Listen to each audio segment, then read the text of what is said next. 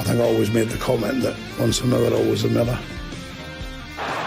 Ravel, ambitious, but brilliant! I don't believe it! I swear I do not believe it! Good heavens, he's done it again! Another promotion for the big man. I've got 12 bottles of champagne in my office and we're going to drink them all night. Do me a favour, drop me off in Rotherham. Hello, everybody. Welcome back to New York Talk. This is the best emotional sport podcast there is going. Thank you for being with us tonight as we go through another set of information and stats and nonsense as we gear up for a trip to Shrewsbury on Saturday afternoon. Mick's with us from a rainy car park in North Wales. What a surprise, Mick. How are you doing? I'm all right, mate. It's grim here. Let me tell you, it is grim. It's wet, it's windy, it's dark. It's not very nice. I'm just saying. Yeah. You chose to go to North Wales. Yeah. It's a bit like my mood over the last few weeks. It kind of reflects it quite well. Yes, very much so. And Danny's back. How are you doing, Danny? I'm doing all right. How are we all? Not so bad. It appears I'm the only one with a working camera today, so this could be fun. I will try mine, but my Wi-Fi may disagree with it. I'm confident that it will disagree with it, but we'll see. We'll see what happens. We have Martin Holland with us. Khalid Bob says, well, another fine mess Steve Evans has got us into. Terry Fenby is with us, as is Cheryl Stone, Darren Cook, Paula Rhodes, John Estes, relegation zone then. Derek Carl says, good evening. If we don't win the next two games, he will go. Jamie with us as well. We're going to start with positive news, though. Richard says, you've got my vote. Yeah, the nominations, finalists were announced for the Football Content Awards 2024 announced, and New York Talk has made it into a finalist for the Content Creators. Woo! Yay! So, is anybody else in there? Is that it? Are we the only entry in that category? Sadly not. Really? We're not the only ones. How did we get there then? I don't know, to be honest with you, because if you read the bio or the description of our podcast on the website from the Football Content Awards, we are here for the emotional support of our listeners, which is brilliant. Yeah, those will vote. I've put a link in the live comments. If you haven't voted, you can go to that live link and go and find the best club content creators. And with a Football League one, you'll see New York Talk. Two reasons to vote for us is that you are listening and watching, so you must enjoy. So please do it. The second, and probably this is more important, there's a Sheffield Wednesday show in the same category of us. Now, the guys at the Wednesday week are lovely and brilliant, but wouldn't it be nice for Rotherham to beat Wednesday again? You know what I mean? It was just nice to get that. So yeah, make sure you get over and vote. We'll keep plugging it. It's on for a couple of weeks, so get used to us asking you to go and vote between now and whatever it is, 13th of October. And then, yeah, sorry to bother you all for the next couple of weeks with that. But we will keep bothering you. Sorry. But thank you. First of all, we should also say thank you everybody who nominated us, because we obviously wouldn't be there. This is through nomination of you guys that did it. So thank you very, very much. Thank you to Mick. Thank you to Danny. Thank you to Tom, to Kev, to Joy, to Lewis, who's been on, to Danny, the other Danny, who is my brother, who filmed us for the instant reaction a few times. Everybody who's commented in the comments for the last 4 or 5 years we've been doing this. But not Ben. Don't thank Ben, because you didn't highly recommend it, did you? I did. I might have been. We should thank Ben. Well, I don't recommend that. No. Yeah. So yeah, John S says, where you got my votes? Where do I vote? So go to Football Content Awards, Google that, and you can vote through there. I'll add it into the show notes after the show as well. So yeah, get ready to be asked for a few weeks. Positivity. Do you know what I mean? We've struggled to find anything positive to talk about. There's been that little positivity to talk about. We've had to try and create our own, and that's what we've done. So yeah. Danny, Mick, anything you want to add to what I've just said before we talk? Because the rest of it's not going to be positive, to be honest with you tonight. I think one thing I would say is, and this is pathetic, and this is really pathetic, but if we don't have people in the comments passing comment and giving us stuff to talk about, this would be very, very boring. Oh, sorry, let me rephrase that. This would be even more boring. So, yeah. So everybody else is involved as well is fantastic. That's almost a guilt trip, isn't it? That if you don't vote, you're voting against yourself. Exactly, yeah. And if you do vote, you're voting for yourself. Correct. That's very, pathetic. Very good. That really poor. That I'll be honest. Yeah. Yeah. Danny, anything? No, I think you two have summed it up rather well. Wonderful news. Right, there's your positivity. We'll try and think of this is a challenge for everybody in the comments. We'll want to finish at the end with something positive. So give us some ideas what we can finish on, because the rest of this show is going to be probably pretty negative, to be honest with you. Great.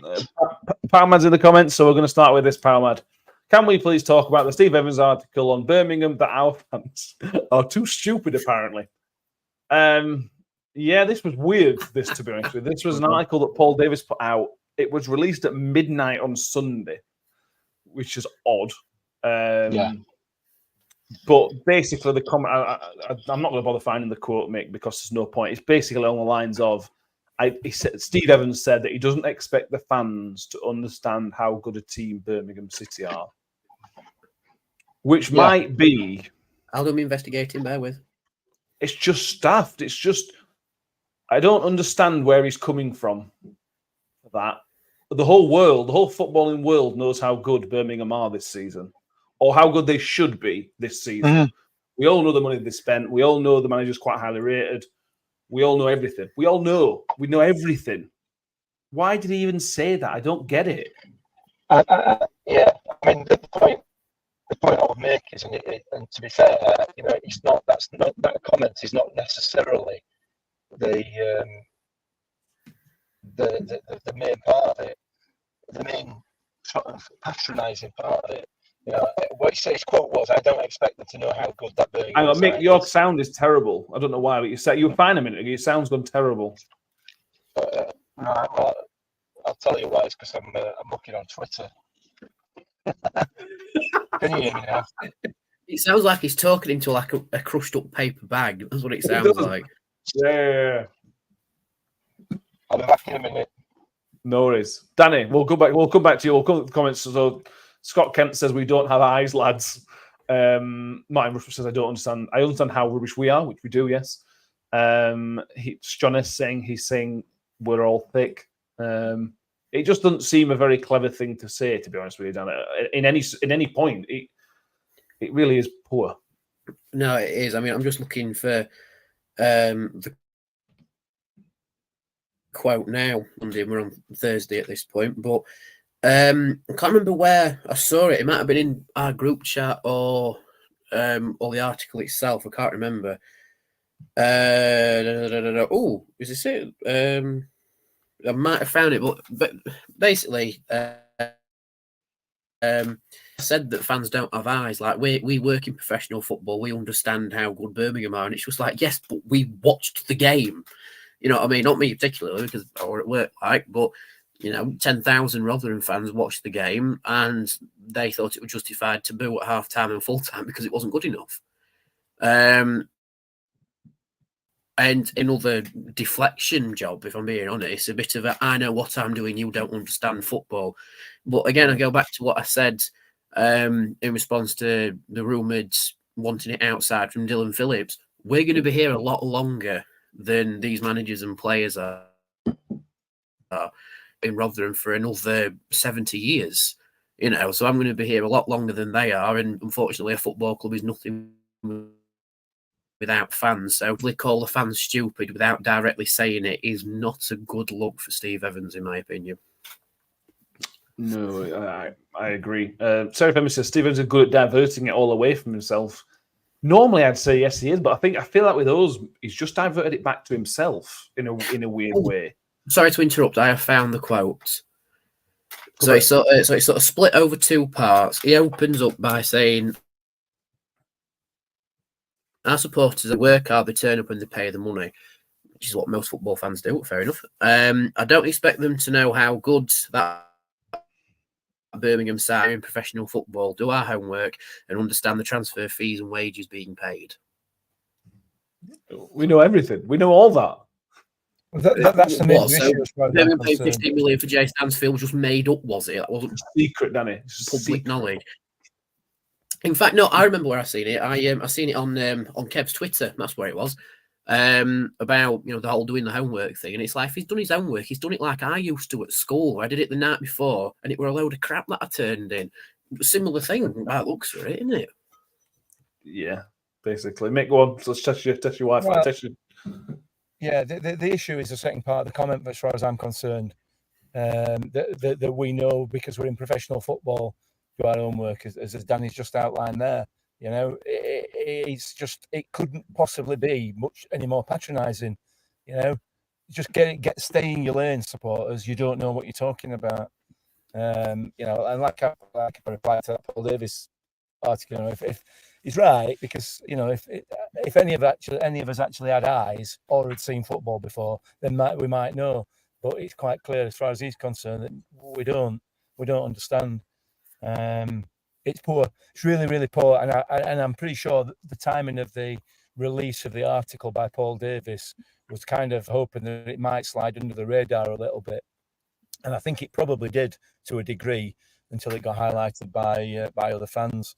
But again, it's another poor bit of PR from Evans. And it kind of, for me, it's a little bit of a window into the type of person that he is, and the disdain that he's got for anybody who's not him, basically.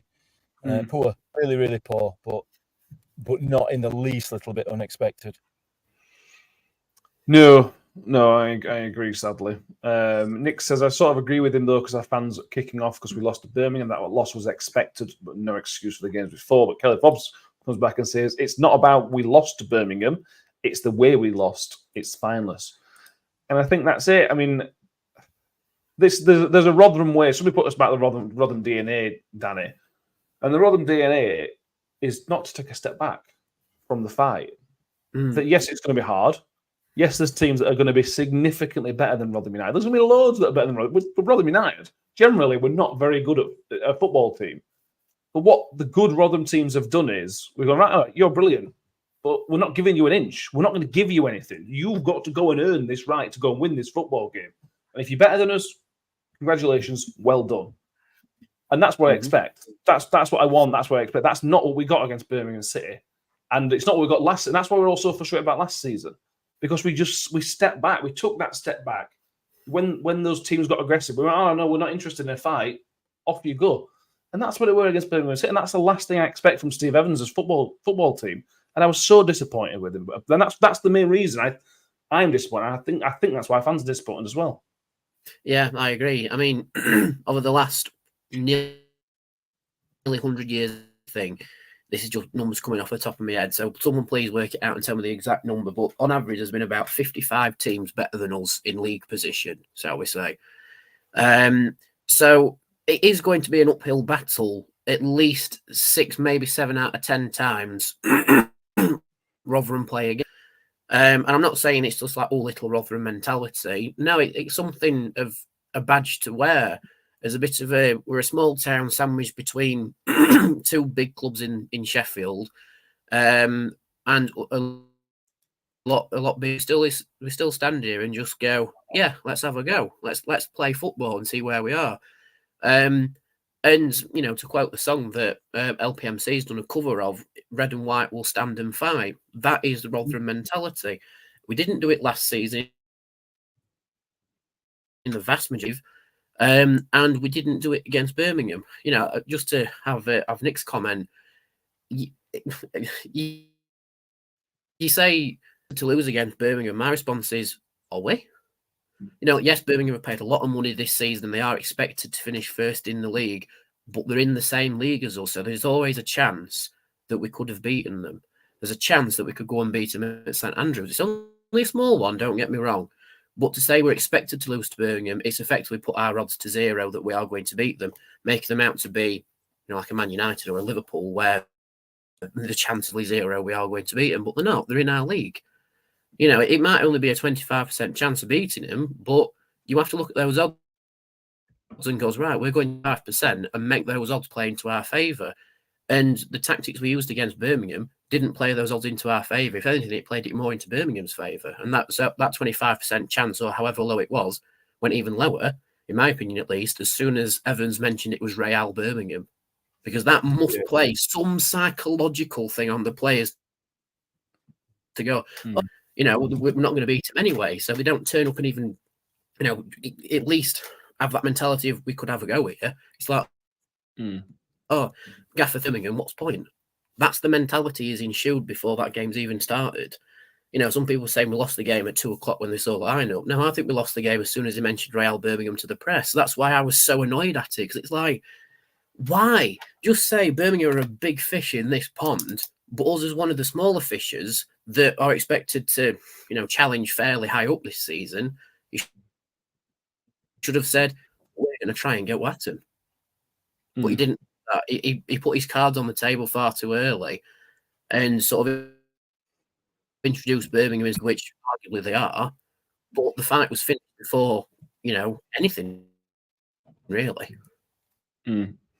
Yeah, it was. Your Wi-Fi's going, Danny. You might want to turn your camera. It's not great. We're all right for a minute. Terry says, we lost the DNA when Paul Warren left. We've changed players too much to get that DNA back and continuity.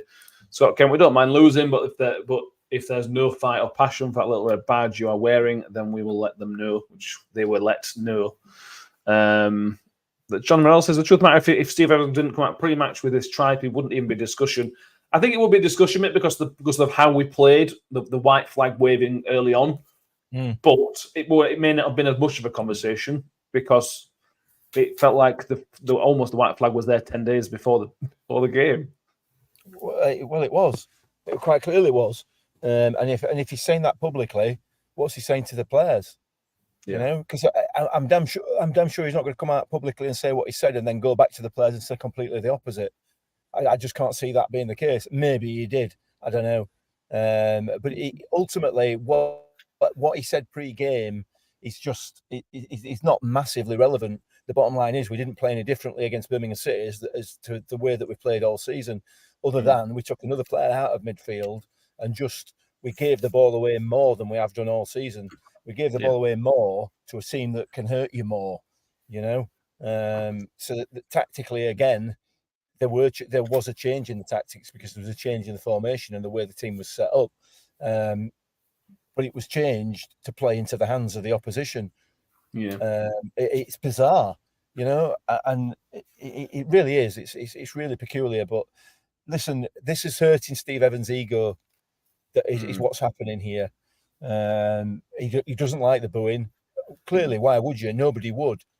But unfortunately, it's doing nothing whatsoever to change fans' minds in terms of the way that the team is set up, the way that the team play, the way that we just seem more than happy just to give the ball away constantly. We're not interested. We don't want to keep the ball.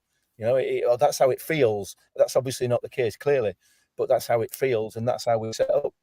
To do that against a team with the quality that Birmingham have got is criminal, really. It really is. So he's going to get a lot more of this until the performances improve, and the performance I don't think will improve until the tactics change. I'm sure. Listen, we're going to run this season at some stage. We'll win some games and we'll go up the table a little bit. I can't see us getting far enough up the table by the end of it and putting enough runs together to be challenging. Certainly not for the autos. I'd be very surprised if we're challenging at this stage for the playoffs, because I think he's too stuck in his ways, and this is how it's going to be. And like I said in the last podcast, in 2012, that sort of era, these kind of tactics where you were able to put a run together and start challenging. We're not like that anymore. The game is not like that anymore. And it's outdated, it's old, and it's not going to work. I don't think. I hope it does. I want to be proved wrong. I so desperately want to be proved wrong. I genuinely do, hand on heart. Nothing would give me greater pleasure at the end of this season to be saying, look, I got that completely wrong. But I just don't see that happening. And the issues were highlighted more than ever on Saturday because of what I've just said there. You know, the change in tactics was made, but it was made in the wrong direction, completely the wrong direction. Negative. We never love on them. Negative tactics. Scott Morris, who wins a Birmingham fan, says he was expecting Rotherham away to be in the top 5 toughest games of the season. He says how easily Steve Evans let you guys roll over would be worrying. Yes, it is. Yeah, it does. It is, Stephen. It is worrying. Craig says we need the fight and the passion from the fans, but most importantly, we need a framework of how to play. That is where we are chronically lacking. This set of players will show fight, but they need tactics. He adds progressive tactics, which I think is very, very fair. He said in his article for the Advertiser that he guarantees that Rotherham United won't be in the relegation zone. Well, how's he going to do that? Is he going to leave? Well, I screenshotted a comment from the 26th of June at the fans forum where the quote is, "We'll challenge you. We'll challenge. I'll tell you that now. We'll challenge." I was wondering, did we get the wrong end of the stick? Though, did he? Well, exactly. Did we get the wrong end of the stick? We assumed the challenge was going to be at the top of the table. Maybe we were wrong about that one, possibly. What did you mean? We're going to challenge for survival instead? No, you don't. You know. Well, actually, to bounce off that, I remember I asked Evans a question saying, first of all, before I continue, is the Wi-Fi holding out? No. Right. New tactic. Whenever I'm listening, the camera's on. Whenever I'm talking, the camera's off. So Matt's not on his. I remember asking Evans a question saying basically how he felt about the Papa John's trophy. And he said, I want to take Rotherham fans to Wembley in some regard this season or something along those lines. I'm paraphrasing. But it's like, you know, to take us to Wembley for John's, it's at least the playoffs. And we don't look like a playoffs team at the minute, do we? Not a minute, no. Not even so it's like, what, we're going to have a sudden brilliant Johns and beat Peterborough or somebody in the final. If we were going to beat anybody, it'd be nice to beat. Yeah, wouldn't it? But still, at the same time, it feels like he makes a promise and then doesn't fulfill said promise. That's the vibe I'm getting at the minute. Anyway. You're getting it. Danny's getting it. It's only took a couple of months, but then he's getting it. Yeah. Happy days. I'm kind of fed up of hearing promises and guarantees and this, that, and the other already. To be honest with you, if he didn't do if he didn't do pre or post match for the next couple of games, I'd be quite happy, to be honest with you. Well, again, we sit here on the Thursday after the game on the Saturday when he didn't do the post match again. He sent Sam Nombe out, and you know what? That part of that I suspect is because he understands or believes or thinks that the fans have got a soft spot for Nombe after we booed the substitution of him, which again for me. I might be completely wrong with that, but it's just another little indicator that he's stuck in some sort of I don't know what he's stuck in, some sort of time warp somewhere or other. But you know, I'll tell you what, we'll send Nombe out because fans obviously like him. It's your responsibility as manager. You know, you take the rough with the smooth. If you're a leader, you know the sign of a good leader is to stand up when things aren't going well. Not hide, not run down the tunnel after the final whistle, not shout and bawl at the opposition manager and the referee and blame everybody else apart from yourself. Your responsibility as a leader is to stand on when things aren't going well. And that's exactly the opposite of what he's doing. He's pushing everybody else out to try and to take the flak and then moaning and groaning when people boo and people get disgruntled about what's going off. Not good. Not a good look at all. It's because we don't know what we're talking about, though. Just remember that. But my apologies. John has just put a comment in there saying I claimed he ran down the tunnel. No, let's move on. He went down the tunnel. Let's he went down the tunnel. Yeah. Slippery slope. Move on. Yeah. Now we've got to talk about again what I think is a negative as well. We've got to talk about the potential injuries that are coming, that have been kind of revealed today. But we'll go through a few comments first. Formation says, Nick, formation isn't working for me. We have Wilkes and Hungbo who have pace to burn out wide, yet we rely on our wing backs to do the wing work. So we stay narrow. We didn't even rely on the wing backs to do wing work last week. Harry says, disagree there with Mick about the comments of challenging. Why can't we turn a run? 39 games left. It's not hard, but you just need to find the right tactics. But he agrees with you that it probably is too stubborn. So Johnson, Clark, Harris is a doubt for Saturday. And this is this is an issue. And again, this is going to be another criticism of Steve Evans. So apologies if you're listening, Steve. We were told a few months ago, that if you're not 100% fit, you don't play for Rotherham United. He then proceeded to play Johnson, Clark, Harris, who he admitted wasn't fully fit. He was 80% fit. And I think after the Birmingham game, he was 90% fit. We've played him through him being unfit, Danny. And now, where you would assume he's going to be fully fit, he's now injured. So we've wasted all that time progressing when he hasn't really helped. Now he scored against Burton, but he hasn't really helped the team. And now he's injured again. It just blows my mind again. I don't understand what he's doing. Yep. Surprise, surprise. You play a player who's not fit and he gets injured. Goodness me. But yeah, I don't even know what words to assemble other than I kind of saw it coming, because you just saw it sort of being able to unravel in front of you that way. You play a player who's not fit, then says 80%, then 90%, so he's getting to 100%. Oh, his calf's gone again, which was also the injury that ruled him out for the majority of pre-season, funnily enough. So, I mean, who said it in the comments? Craig in the comments saying it could be a blessing in disguise. It won't be, but it could be. Yeah, potentially. It means he could put Nombe there, but again, Nombe, I think, is a little bit better as, like 10 in behind the centre forward, so which means he'll probably play Hugel, and Sod's Law says he'll score against Through. Of course he will. He's not had a look in and played a bit poorly, and then suddenly he starts and he'll score. That'll be Sod's Law. Put that on your bingo card. Yeah, and I mean the injury to Wilkes potentially as well. I think that's more of a hammer blow than Clark Harris is. That's a bigger issue. Wilkes is actually done all right. But again, it might mean we get to see Humbo a bit more, even though he'll be technically on the wrong side. It's one of them things where you look at it and just go, yeah, of course they are brilliant. Again, just before a game that's potentially winnable, and it's again unraveled in front of us. Yeah.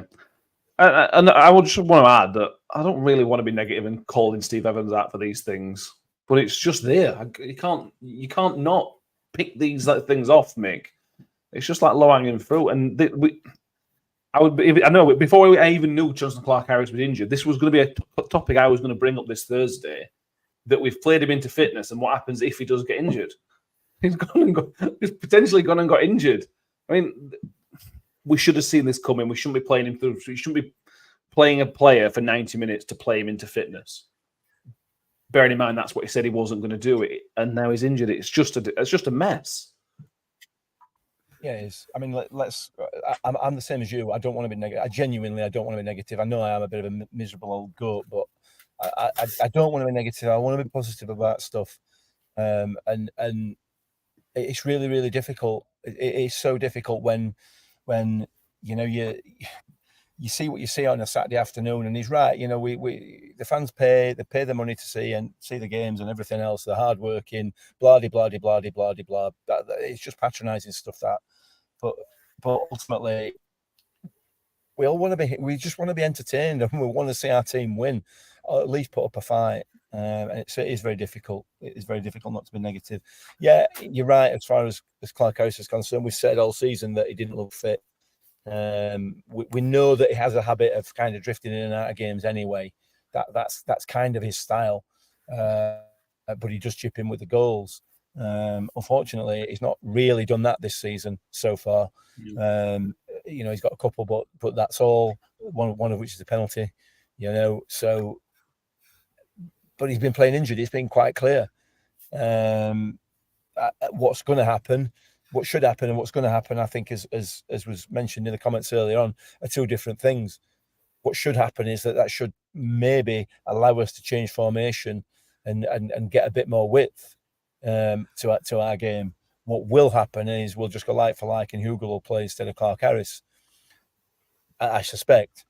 Maybe that's not going to be such a bad thing, because Hugo has been a little bit more mobile this season than Clark Harris has, but not massively so, you know. I think that's what will happen. I think Jordan Hugo will come in, and hopefully he'll make an impact, you know, because he's playing for his place. But I don't think the style will change, and if the style doesn't change, I think we'll be having very, very similar conversations for the next few weeks, and I think they'll be negative, and it's horrible. I don't like it. It's not good. But give us something, you know. Give us something to be positive about, and not just the bull that comes out from the the PR bull that comes out of the club, because that's all it is. We're not stupid, much as you know we've been. It's been suggested that we are, implied that we are, from those comments from the manager. Really, really poor. Really, really poor, and if it continues like that, we'll continue to be negative. Not just us, but the whole fan base. Not the whole fan base. Not everybody, because everybody's, you know, there are still people who stand behind Evans, and I get that. I understand that, because, you know, everybody wanted him, or not everybody. Probably 50% of the fan base wanted him, didn't they? But yeah, you can't behave like that, and that is the reason that we're negative. For me, it's a longer term issue. This just Clark Harris thing. People are right in the comments. I think we'll talk about lineups, but Hugo coming in, I think, is a good thing. I think if he does come in, I think he's better at holding the ball, at link up play. He's better than Johnson Clark Harris, all that thing, and that'll probably help Nombe. To be honest with you, I'm fine with that. That's good. The problem is when Johnson Clark Harris comes back from injury, we're going to be in the same situation. He's not going to be fully fit, but Steve Evans is going to play him. And it's going to continue. Hugo came in against Wickham and was pretty good against Wickham. The only one that was pretty good against Wickham. But that weren't enough to keep his place. So it's fine saying it is a blessing in disguise. Completely agree. But we're going to be here again in 6 weeks' time, 4 weeks' time, 2 weeks' time. This is an issue that's going to repeat itself again. And that's not good. That's not good, is it? I don't know what else to say. It's just terrible.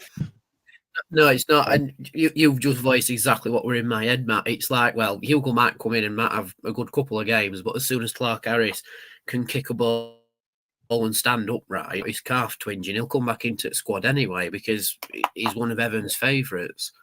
Like you said there again with Hugo in the Wickham game, I think after that, even though he wasn't on the pitch he didn't really do much on the pitch in terms of goal scoring, but he still deserved another crack at the whip, didn't he? Yeah, in the follow-up game. I mean, to be fair, after what we saw in pre-season, Nombe deserved a crack at the whip before Exeter, and he got dropped for that as well. So putting 2 and 2 together, and might be getting 5 here, but it might be good, and Hugo might come in and give us a bit of an uplift, and, you know, could be a blessing in disguise, but it could be a blessing that only lasts, like you said, 4 weeks, and I think majority of us can see it only lasting 3 weeks, 4 weeks or so. Yeah. John says you're going to end up using Clark Harris as an impact sub. That's what you did for Peterborough last season. I think that's how we should be using Johnson Clark Harris. But I also think that there's been some sort of deal made between him and Evans where he's got to play a certain amount of minutes, or got to play as many minutes as possible. Because that's the only reason I can think that he could possibly play the minutes he's played so far. We go back to the Birmingham game. Clark Harris was a complete passenger in that game. Might as well play with 10 men. But it's just an absolute shambles at the minute. It feels like a shambles. That might be too. Is that too strong? Is it a shambles? It's beginning to get that way. It's beginning to get that way because, and the frustrating part about it is that there are players in there that are more than capable of playing at the top of this division, more than capable, but they're not being given the freedom to play that way for whatever reason, and that's the worrying thing about it. Yeah, Johnson Clark Harris, I agree with John there. I think probably he should be used the way that Jordan Hugel's been used so far this season. Yeah. But the formation is the setup is wrong anyway, so it doesn't really make a lot of difference. No. Let's move on to these 3 games, which feel like, well, they could be season defining, depending on how it goes. They could be season. I don't think it might be. Mick, you got 3 games here. For that, Matt. Well, it's too early for season defining. But when it's a season defining, what I mean is it could change the outlook of the entire season. And what I mean by that is if we don't pick up a win out of these 3 games, how different is the season going to be after those 3 games? That's my question. Where do we go if these we've got Shrewsbury away, Cambridge away, and Reading at home? If we don't pick up some wins there, Mick, what I mean by season defining is it's going to change. Well, the manager could change, I suppose. You know what I mean, don't you? Yeah, I do. It's going to increase the pressure massively. Yes. On Evans, on the club, on the chairman, and so it should. So it should, because and I can't believe I'm going to say this, but I'm going to say it anyway. These are 3 teams that we have to beat. We should be beating them. We've just come down from Championship. We just spent 2 seasons in Championship where we should be beating teams that are at the bottom of League One. There is no question about that, and we have the personnel capable of doing that without question in my mind. So that we have to be getting minimum 6 points. Ideally, it should be 9 points out of these 3 games. There should be 3 wins on the trot. There have to be, because of the way that we started, because of where we are in the league. I don't think it's season defining. No, I think ultimately at some stage throughout the season, he'll manage to pull a good enough run together to keep us away from the drop zone. Whether he manages to get us anywhere near the playoffs is another matter entirely. I don't think he will while ever we're playing the way that we are. But yeah, if we come out of these 3 games with no points, that would be 1 point or 2 points. A disaster, an absolute disaster, given the positions of the teams that we're playing and Reading just being in the state that they're in. They're playing their juniors, aren't they? They've got nobody. They've not got any players. It will be unforgivable, absolutely. But on the flip side of it, the title of this podcast, just 690 days since the last one. We've got 2 coming up. Yeah. Is it going to be like 2 buses? Is it going to be like buses? You wait for 690 days and all of a sudden 2 come along at once. I'll be surprised. Yeah. Did you think at the start of the season, Danny, that one of the things we'll be saying at 7 games in is I think we've got enough to pull us away from the relegation zone? I didn't think that was a conversation we'd be having. No, I mean, I think somewhere maybe. Well, we all sort of bought into the hype that Evans built in pre-season. We all sort of went, yeah, we're going to get behind the team and we're going to be challenging again this season. And we come 100th anniversary in the Championship. But after 8 games, it's like, bloody hell, just win another one. You know what I mean? That's the vibe it is at the minute. It feels we're in February already, and it's just like, come on, just win another one, please. And the vibe has sort of gone back to how it was under Matt Taylor this time last season, to be fair. That it's a similar vibe, just a division below, which is quite frightening. But I sort of pitched this to you to answer the comments as well. With the points projection over the next 3 games, what is your, really happy, we can carry on if we keep playing like that, down to change of direction needed drastically? Like, what's your range with that? And then I'll give mine at the end. I think it goes down in 3s. If you get 9 points out of 9, you're buzzing. You get 9 points out and you kind of feel your season's turned a corner and your season's started. If you're getting 6 points, saying, okay, that's okay, that's decent. We must have won at least one away game. I think that's pretty good. 3 or below becomes into a bit of a disaster zone. Even if one of them is a win, 3 points from 2 of those teams, one's rock bottom out won a game, and Shrewsbury have only won 1 game all season. So if you're only picking 3 points from those, that's almost disaster zone for me. Mick? I don't know what change of direction. We've been asking for a change of direction since the Exeter game, and it's just stayed the same. So, Yeah, I don't know. Yeah, it's 9 points. We need 9 points from these games. Let's not beat about the bush because of the situation we've put ourselves in. To give us any opportunity realistically. No, that's not true. We're too early in the season. I'm going to say to realistically challenge for playoffs. That we are too early in the season. I get that. I understand that, but it's not just the points haul. It's not just the points total. It's about the confidence in the players. It's about the support that the fans are willing to give this team, and by team I include the management team in that, and also the chairman as well, as a whole, the club. It's how much support the supporters are willing to give it now. If we come out of these next 3 games and when we're not anywhere drastically better off than we are now, it's to be horrendous. It would be horrendous, and yeah, it would need change of direction, but it needs a change of direction at the last season before we appointed this manager. That's when the change of direction we needed, not now. We needed a change of direction after the Wednesday game last year, to be fair, didn't we? And we're still on the same course now, really, aren't we? Well, there's nothing changed in terms of the atmosphere around the club, in terms of the level of performances on the pitch, in terms of the results, in terms of any of those things. There's nothing changed. The only thing that has changed, and it's got worse, is the relationship between the club and the fans, and that has got worse in my view. Some people may disagree with that, but that's the only thing that's changed. It's just got worse. We're now not just being treated as somebody who turns up every week to watch the game and a source of income. We're treated as that plus a set of idiots who don't really know what they're talking about. So we're being patronised as well to boot. So yeah, it's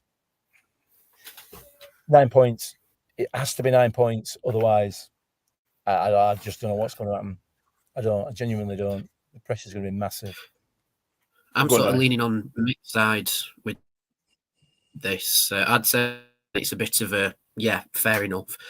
But I think the important bit for me, at least, in my opinion, is these next 3 really unbeaten. Like you can if we get 3 draws and 3 points out of it, it's still not good, but you'll still have the thing of 3 draws would be horrific. However, if we lose to particularly Shrewsbury and Cambridge, no disrespect to them, but in where we want to go this season, if we lose to Shrewsbury or Reading for that matter as well, that's when you look at it and just go, that could be as much of a pivot as the Wednesday game was last season, or if the scoreline's a bit embarrassing. I don't think it will be because they've not really got goal-scoring prowess, these 3 teams coming up, but you sort of know what I mean. But no, I'm in mixed corner with this. I'd say 7 to 9 is the most realistic target we should aim for.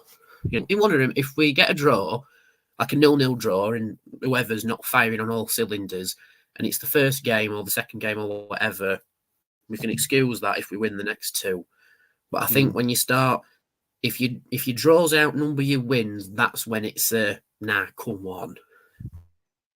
We've got a track record already this season of not winning winnable games, so pressure's on, in my opinion. Pressure's certainly on. British Turktop says change of direction drastically needed if we lose all 3. Harry says get 3 points, he needs to go. Scott Kent says it needs to be 7 at a minimum. Harry says 6 a minimum. Scott Kent says 2 points and it's sack time, he says.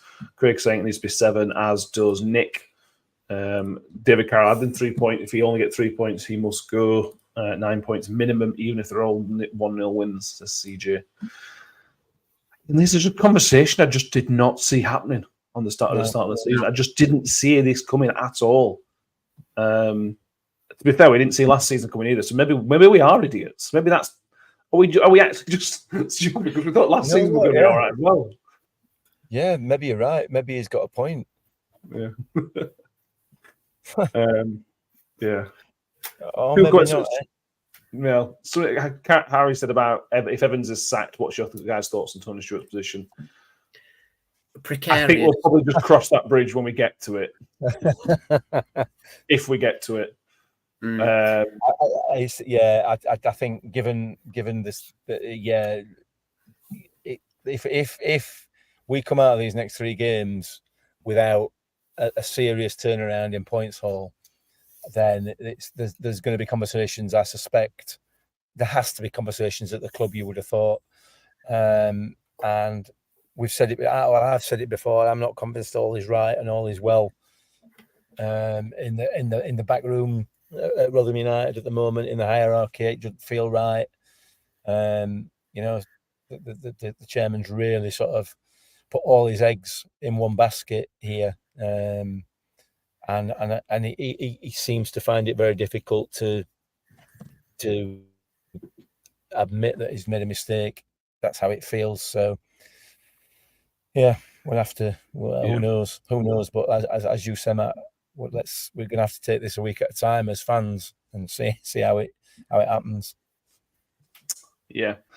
Next, let's positive. 6 points off playoffs isn't a million miles away. So it's possible things change. Absolutely. If we pick up 9 points, well, I suspect we'll not be too far off the second place again.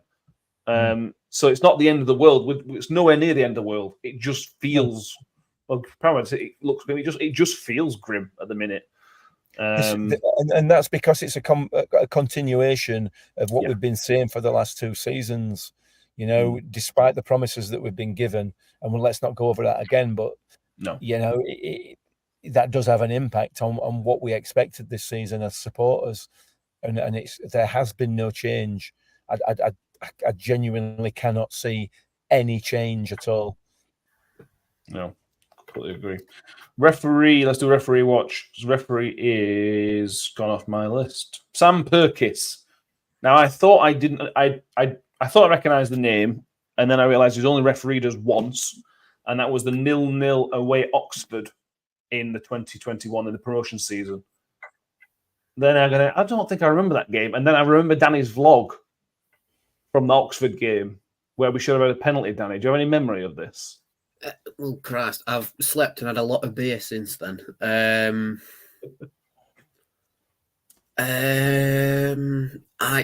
I think I do vaguely remember. I remember losing my mind at a referee. Yeah. Is it that one where I completely lost my mind at it? Oh, it's him, right? Okay, him. Yeah. I can't remember the incident, and I can't remember but I remember Danny getting upset about it. Oh, I remember what it was. I won't remember what it was. It was with Michael Smith, I think. Sounds right. And one of Oxford's players went in for a challenge, and I think he challenged his own player and injured him. Like he went down holding his ankle or something, and then he booked Michael Smith for it, or something like that. It might not have been Michael Smith thinking about it. It was one of our players anyway. And I remember losing my mind, and I remember on the coach coming back, I had the worst migraine I'd ever had in my life because I was losing. I legit how bad the migraine was. So if it's him, it's going to be fun. Yeah. I think it is him. So, yeah. Powermad says, I can't believe Evans has the audacity to bring up Leeds United. I have a group chat with one of my friends who's a Leeds fan. I just send him a message every time he mentions Leeds United. And it's quite a regular thing. He mentions Leeds United just to not only does he name drop Chris Wilder and Alex Ferguson on a regular occasion. I gave this guy his debut. I had this guy when I was Leeds United manager. All right, we get it. You manage Leeds United. Hold on. Let's just move on. The funniest thing about Evans being Leeds United manager, though, is it may have been his first game as Leeds manager, or certainly within his first 5 as league manager. But New York State when we had Fern as manager, and he lost 1-0. So it's like it should be Leeds manager. It was Warnock. It was Warnock. I think it was. Warnock. Oh, okay. Warnock definitely beat Evans anyway at that one. But yeah, that's anyway. But tomorrow, if we win on Saturday, whoever's going, I'll get the fist pumps. You know what I mean? They'll be buzzing to do that little arm thing that he does. So that's something to get excited about, isn't it? Let's move on. Shrewsbury have won 1 game this season. We have a scouting report out tomorrow, which is interesting. We spoke to Ollie from the Salop cast. They've won 1 game this season. They beat Leyton Orient 3-0, and he explained that it was kind of one of those games where you don't really know how you've won. Leyton Orient made a mistake, and then there was a wonder goal, and then they scored on the counter-attack in 90-something minute because later on it pushing on. So this really, really, really is a team that are struggling. He did say, though, and again, you'll find this on the scouting report, that they have kind of found a way of starting to just sit in and make things really difficult for the opposition. Hang on, no, that's not good. No, I'm not to hear, is it? Oh, God. I don't think it makes a lot of difference, does it? Whether they make it difficult for us or whether we give them the ball and make it easy for them. You know, I don't think that's relevant, really. If we're going to set up the way we've set up for the season so far, then it's going to be a difficult game. It's going to be a very, very difficult watch, particularly if they're not a particularly good side either and they like to sit in. It's going to be a really, really tough watch. Listen, it's a game that we have to win. It's a winnable game. As you said, you know, they've won one game all season, and from what you've just said there from their supporters, you know, they don't really know how they won that game. So I suspect there's a better than average chance, I would argue, that come Saturday 5 o'clock they'll be saying exactly the same. Well, how did we win that? Well, I don't know, but I find it very, very difficult to get positive about it. We should be able to beat these. We absolutely should, given their position in the league and the performances that they put in this season so far, and the quality that we've got in our side. There is no reason why we shouldn't be beating them, other than the fact that we've never looked like beating anybody all season so far, not for any period of time, any length of time in a game.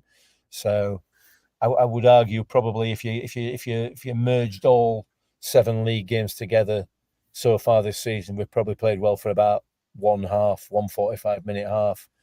So it's going to be a tough watch on Saturday for those who are going and for those of us who are not. But I don't know. Again, I could see us slipping up. I genuinely can. Yes, I can as well, which is fun, isn't it? Lee Free says Paul Hurst is more likely to score than we are. He said rather have him than Steve Evans. Paul Rhodes saying, "Oh joy, I can't wait to get there."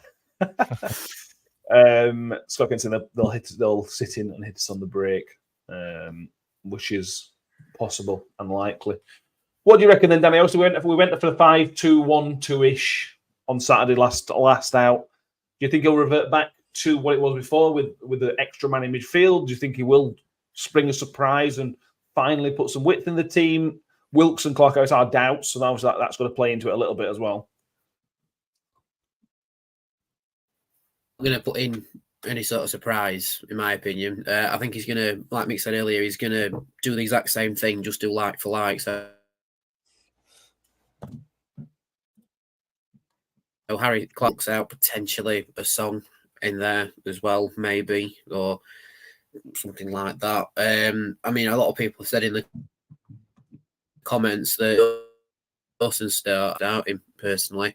There's something there that's stopping him from starting Cam Dawson. I don't know what it is, but he's going to persist with Phillips by the looks of it. Yeah. Through some calamity, but anyway. But just having a look at Shrewsbury, how Shrewsbury set up. They set up how I want us to set up this season, which is quite infuriating. So in the last game, at least, with a 4-2-3-1. And, you know, it hasn't worked out for them so far by the looks of it, apart from against which lucky, but, you know, like I said, it could be another lucky win against us, because if we play the same, they're going to catch us on the break, aren't they? So, yeah, fun. No, I can't see much coming out of us this game. This could be the game that we draw where we could win again, potentially, but, yeah, we'll have to see. Yeah, Mick, what do you reckon about keeper? There's a few people saying start Cam Dawson, more than a few people saying start Cam Dawson. Steve Evans said in one of the interviews that Paul Davies put out, which is Paul Davies the only person to put information out from the club, to be fair. What did he put? I sent the comment on group now. Has Dylan Phillips made errors, or has he made important saves? The answer is he's made important saves. Has he? Yeah, he's made a couple. I think the first game at Exeter where Evans claimed that he'd made the right decision. He made a couple of decent saves in that. Yes, he has made mistakes. He has made some calamitous mistakes and been bailed out by by a poor decision from a linesman as well.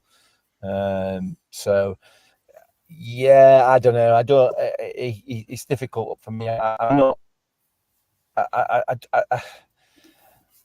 I don't know. I don't know. I've not seen enough of Dawson. Phillips. Yeah, I think he's lacking in confidence, and I think obviously he's had this alleged bust up with supporters at half time on Saturday against Birmingham. I think his confidence is a little bit shot, and maybe he should be taken out of the firing line for a little bit. Whether Dawson's going to be any better is another matter entirely. I suspect he probably is, but because his confidence won't be in the toilet like Phillips is. So I personally, I think I might just take him out of the firing line for a while. But Evans is backing him, isn't he? He's backing him publicly. So I can't see him backing down from that, because that's not the kind of bloke that he is he? So, well, is it though? He's not backing down, but not necessarily telling us the whole truth. Oh no, well, that's definitely him, isn't it? You know, definitely doesn't tell us the whole truth. But yeah, I can't see him dropping Phillips personally. I think he probably should, just given his confidence levels, because I think that's what it is with him. I agree. He's clearly an all right keeper. There's clearly a goalkeeper in there, but we're just not really seeing it. No, absolutely. And you don't know how much of the social media hype, if that's the right word, that he sees, that these players see. I think they see a lot of it. I'm sure they do. Otherwise, he wouldn't have reacted the way he did on Saturday. So, be interesting to see if Zach Jules or Sean McWilliams make the squad. At the moment, they seem like wasted signings along with other players, but those seem like wasted signings that Evans seems to have fallen out with, or just don't fancy. Which happens. Again, that's something else we said would happen, that we were concerned about. They'd sign players that he then realised he didn't need or doesn't want. That's those two at the minute fall into that category, which is a concern. But it is what it is. They won't be on. They'll both turn down contracts at their old clubs. So they won't be on nothing either. Not like Jack Holmes, who's on note. If Jack Holmes sometimes be a good player, doesn't really matter. That's a little bit of a free hit. These players will be on okay money, so that's a big concern for me, that he's made mistakes there. Right, let us move forward. Let us go to the predictions.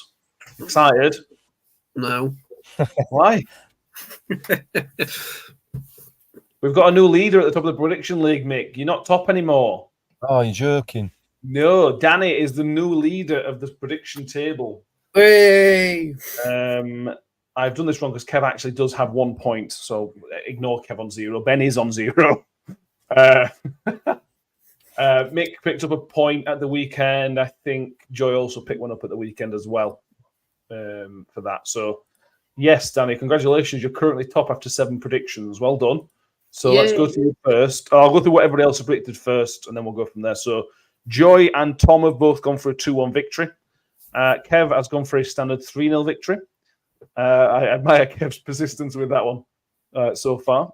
So make your second of the table. You're the lowest ranking player. What's your prediction?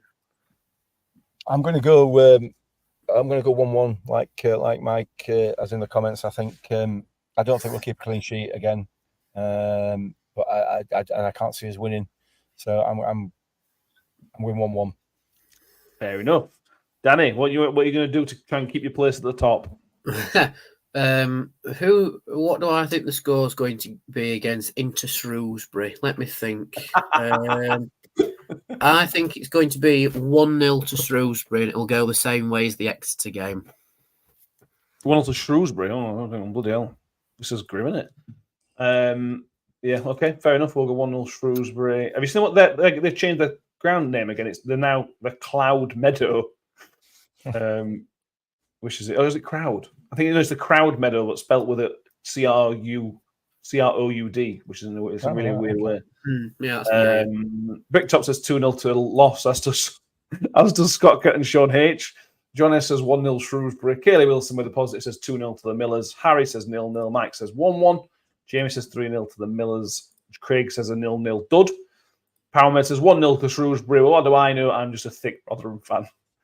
CJ says 2-0 nil-2. Paul Rhodes hoping to see 1-0 to us, preferably in the 89th minute. 1-0 Shrewsbury. Vishman Sid. Scott Bob says 1-2. And CJ says, I've gone CJ, sorry. John Mel says, Ben on 0. I demand a recount that I do not highly recommend. He says 1-1 for the weekend, simply because we can't win away. And we will never win away. Neil Lustage says 1-2. Have you seen that they're ground sharing this season, Shrewsbury, kind of, with the Welsh team that's in the Conference League? No, I've not seen that. Yeah, so the New Saints can't play at their home ground, so they've had to use a different ground. So they're going to they're playing Panathinaikos, and let me find out because I know the third team is, and it's going to upset you, Mick. Oh, of course, because they're in Conference League, aren't they, New Saints? Yeah, the first ever Welsh team to make it through, and they're technically in England. They're technically based in England, but they've so they've got Fiorentina away. Then they've got Stanta Panathinaikos, and they've got Gordon as well. Really? Yeah. At Shrewsbury. At Shrewsbury, yeah. Well, I think we should. I think we should go to that and support New Saints. Yes, I agree. As in solidarity to Tobias. I mean, that is another positive that Hammerby won tonight, and then our third, only a point behind Garden. We're in second. We're been pretty poor, so it could be a second place for Hammerby this season. It's looking good. For context, for anybody who's listening, Jordan are Hammerby's fiercest rivals, and the New Saints playing the same colour kit as Hammerby as well. So, we'll go to that. When is it? Let me know. We'll have a trip to that. I'm not going to Shrewsbury to watch Rotherham play, but I'll go to Shrewsbury to watch New Saints play. Fair enough. It's on a Thursday night, so I don't think we'll be going.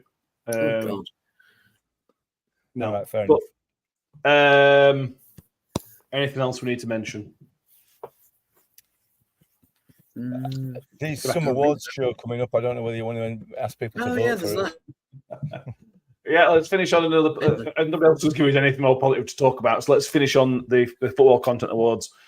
Please make sure you have voted for the New York Talk, the greatest football emotional support podcast around. If you, I've put it in the show. I put it in the comments there. I'll add it to the show notes as well. If you click on the link, go on to Club Content Creators and the Football League section. You'll find New York Talk on there. There's some really good other people nominated in our category. And we're going to do this the Rotherham United way. We're the underdogs. Nobody expects us to win, but we're going to give it a good go. And hopefully. Neil says he's already voted during the show. Thank you very much. Thank you. Again, we'll probably be bothering you a lot over the next few weeks to vote. So you have already voted. Thank you. You said we're going to do it the Rotherham United way. What we're going to try and do is have some tactics. So it's not necessarily the new Rotherham United way. We will try some tactics. And I can guarantee you there'll be more than two in midfield. Yeah. Powerman says, shall we call Shrewsbury Shrewsalona? Harry says it should be Atletico Shrewsbury. Danny went for Inter Shrewsbury. We'll go for... You can't have Real again. You can have Real again, but I think it'd be cheating, really. So, yeah. Check it. Give us some names, and we'll, especially if we lose on Sunday, we'll need to think of a really good name. Because they must be brilliant if they beat Rotherham United. So, make sure you subscribed if you haven't done so already. The numbers shot up in the last couple of weeks. Thank you, everybody who has participated in the show. Watch the instant reactions. Tomorrow will be the scouting report, as I mentioned, only from the Salopcast. Give us a rundown of what's going wrong, really, at the minute at Shrewsbury at the minute, but where they might be able to kind of sneak something, which will be a safe journey to the nearly 700 people that are going to Shrewsbury. So it's a reasonable trip down there, across to there, down, across. It's across, isn't it? Kind of. I hope if anybody's going to the game, I hope to say, but I hope you have I hope we in fact 3 points. To be honest with you, we're all desperate for you to bring back 3 points. And that's 2 hefty trips, to be honest with you. Saturday Shrewsbury, Tuesday night Cambridge. That's 2 hefty trips in a row, which is not very well planned out. But that's the EFL for you. What are you going to do? Make sure you subscribe on YouTube. If you're listening on iTunes or Spotify, make sure you have subscribed and give us a 5-star rating wherever you're listening. If you're watching on X, make sure you have also followed us and also jump across to YouTube and give us a subscribe on there as well. Make anything else? No. It stopped raining in North Wales, if that's of any interest to anybody. Can't see, it's too dark to see out, yeah. Great. John Morrell said if we win, will Danny upgrade his internet? I mean, John, if you want to buy me a new house, go for it. It's the house that's the problem. Well, it's actually where I live, but never mind. Blame the house. I like it. Blame it an inanimate object. That's what we do. We can't blame a referee. We blame inanimate objects. Thank you very much, Danny, for being with us tonight, mate. It's been good fun as always. Always a pleasure. We will see you all next time. Thank you all for being with us and participating in our negativity. We'll see you all next time. And as always, up the Millers. I think I always made the comment that once a Miller, always a Miller. Ravel, ambitious, but brilliant! I don't believe it! I swear I do not believe it! Good heavens, he's done it again! Another promotion for the big man. I've got 12 bottles of champagne in my office and we're going to drink them all night. Do me a favor, drop me off in